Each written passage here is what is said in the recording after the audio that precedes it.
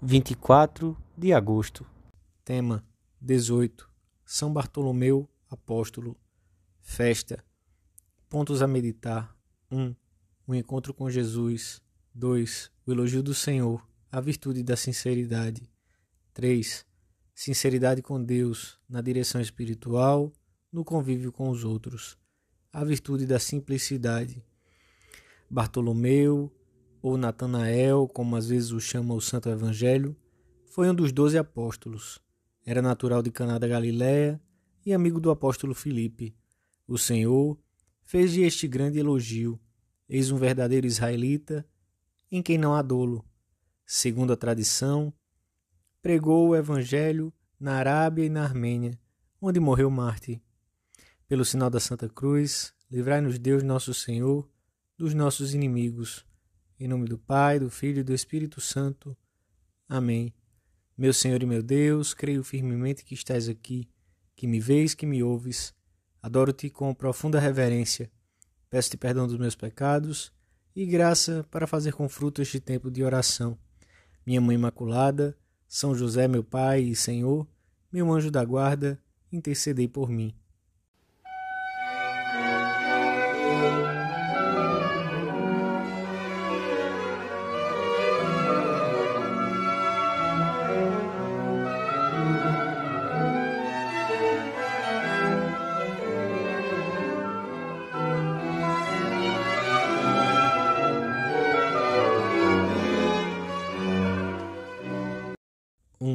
A tradição identifica o apóstolo Bartolomeu com Natanael, aquele a quem o seu amigo Filipe comunicou cheio de alegria ter encontrado o Messias. Encontramos aquele de quem escreveram Moisés na lei e os profetas, Jesus de Nazaré, filho de José. Natanael, como todo bom israelita, sabia que o Messias devia vir de Belém, do povo de Davi. Assim fora anunciado pelo profeta Miqueias: E tu, Belém, Éfrata, tu és a menor entre as principais cidades de Judá, mas de ti há de sair aquele que reinará em Israel. Talvez tenha sido por isso que o futuro apóstolo respondeu num certo tom depreciativo: de Nazaré pode porventura sair coisa que seja boa? E Filipe, sem confiar muito nas suas próprias explicações, convidou-o a conhecer pessoalmente o Mestre. Vem e vê. Filipe sabia muito bem, como nós, que Cristo não decepciona ninguém. Foi o próprio Jesus que chamou Natanael por meio de Filipe, como chamou Pedro por meio do seu irmão André. Essa é a maneira de agir da providência, que nos chama e nos conduz por meio de outros. Deus não quer trabalhar sozinho. A sua sabedoria e a sua bondade querem que também nós participemos da criação e ordenação das coisas. Quantas vezes nós mesmos não seremos instrumentos para que os nossos amigos ou familiares recebam a chamada do Senhor? Quantas vezes, como Filipe, não diremos: vem e vê? Natanael, homem sincero, acompanhou Filipe até Jesus e ficou deslumbrado. O mestre conquistou a sua fidelidade para sempre. Ao vê-lo chegar acompanhado do amigo, disse-lhe: eis um verdadeiro israelita, em quem não há dolo. Que grande elogio! Natanael ficou surpreendido e perguntou: de onde me conheces? E o Senhor respondeu-lhe com umas palavras que são misteriosas para nós, mas que devem ter sido muito claras e luminosas para ele. Antes que Filipe te chamasse, eu te vi, quando estavas debaixo da figueira. Ao ouvir Jesus, Natanael entendeu claramente. As palavras do Senhor recordaram-lhe algum acontecimento íntimo, talvez a resolução de um propósito firme, e impeliram-no a fazer uma emocionada confissão explícita de fé em Jesus como Messias e Filho de Deus.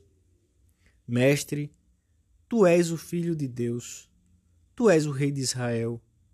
E o Senhor prometeu-lhe: porque eu te disse que te vi debaixo da figueira, crês?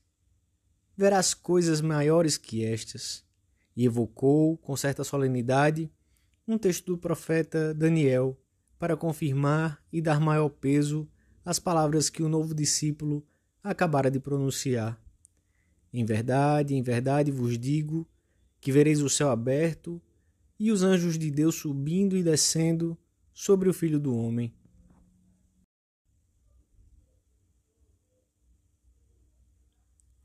Dois. No elogio de Jesus a Natanael, descobre-se a atração que uma pessoa sincera exerce sobre o coração de Cristo.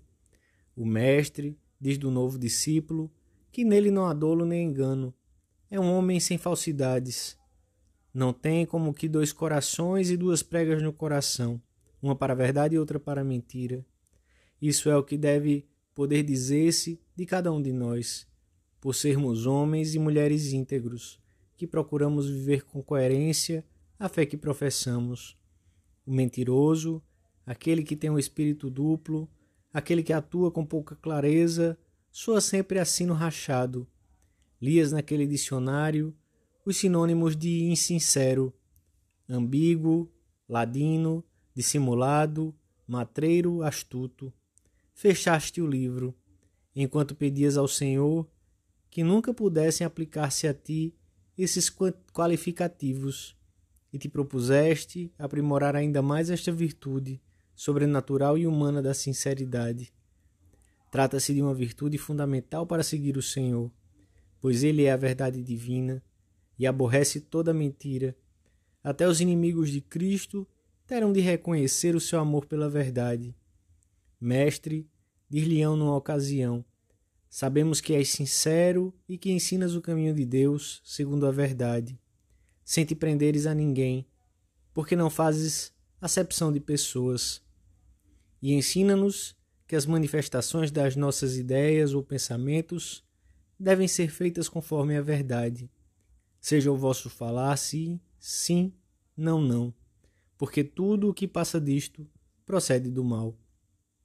O demônio, pelo contrário, é o pai da mentira, pois tenta constantemente levar os homens ao maior de todos os enganos, que é o pecado. O próprio Jesus, que sempre se mostra compreensivo e misericordioso com todas as fraquezas humanas, lança duríssimas condenações contra a hipocrisia dos fariseus. Por isso podemos imaginar a alegria que lhe causou o encontro com Natanael. A verdade abre-nos a porta para a autêntica liberdade, conforme nos diz o Evangelho. Jesus Cristo vai ao encontro do homem de todas as épocas, incluindo a nossa, com as mesmas palavras que pronunciou certa vez. Conhecereis a verdade, e a verdade vos fará livres. Estas palavras encerram uma verdade fundamental e ao mesmo tempo uma advertência, a exigência de uma relação honesta com a verdade, com a condição de uma autêntica liberdade. É a liberdade interior que nos permite agir sempre com a desenvoltura e a alegria próprias dos filhos de Deus. Não tenhamos nunca medo à verdade, ainda que por vezes pareça que essa atitude nos acarrete o mal, que poderíamos evitar com uma mentira. Da verdade só pode nascer o bem. Nunca vale a pena mentir, nem para obtermos um grande benefício econômico, nem para nos livrarmos de um castigo ou sairmos de uma situação difícil.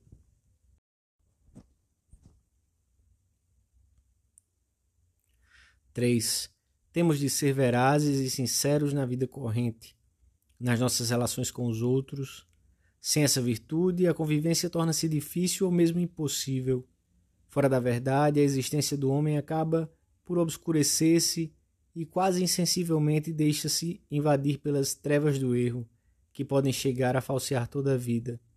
De modo particular, devemos ser verazes e sinceros no trato com Deus, dirigindo-nos a Ele sem anonimato, sem querer ocultar-nos com a alegria e a confiança com que um bom filho se comporta diante do melhor dos pais.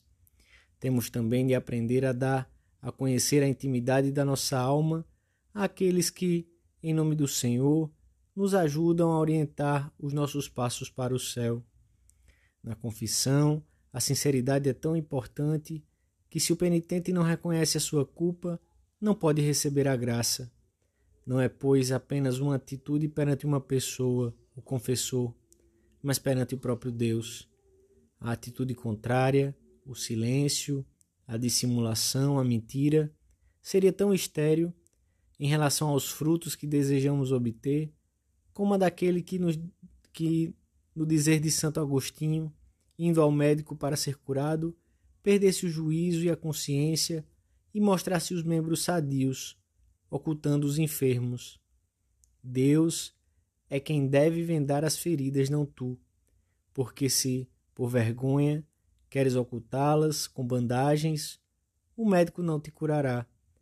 Deves deixar que seja o médico quem te cure e pense as feridas, porque ele as cobre com medicamentos, enquanto com as bandagens do médico as chagas se curam, com as bandagens do doente ocultam-se.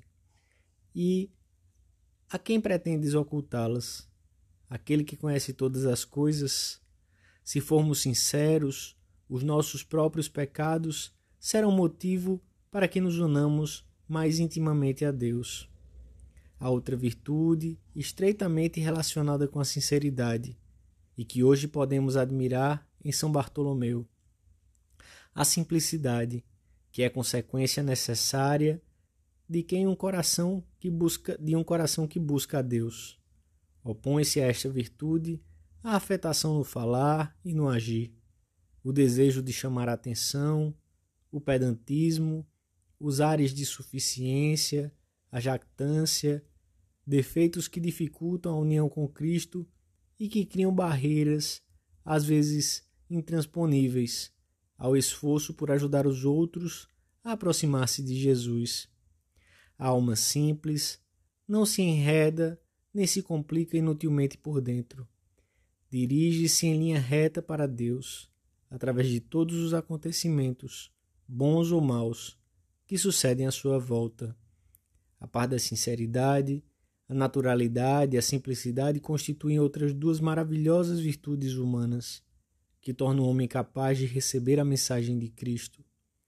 Em contrapartida, tudo que é emaranhado, complicado, as voltas e mais voltas em torno de nós mesmos, tudo isso constrói um muro que com frequência impede de ouvir a voz do Senhor. Peçamos hoje a São Bartolomeu que nos alcance do Senhor essas virtudes, que tanto lhe agradam e que são tão necessárias para a oração, para a convivência e para o apostolado. Peçamos a Nossa Senhora que andemos pela vida sem duplicidade, com um coração sincero e simples. Tota pulcra es Maria, et macula originalis non est in te. És toda formosa, Maria, e não há em ti mancha original. Canta alvoroçada a liturgia. Não há nela a menor sombra de duplicidade. Peço diariamente a nossa Mãe que saibamos abrir a alma na direção espiritual, para que a luz da graça ilumine toda a nossa conduta. Se assim lhe suplicarmos, Maria nos obterá a valentia da sinceridade, para que nos cheguemos mais à Trindade Santíssima. São Bartolomeu será hoje o nosso principal intercessor diante de Nossa Senhora.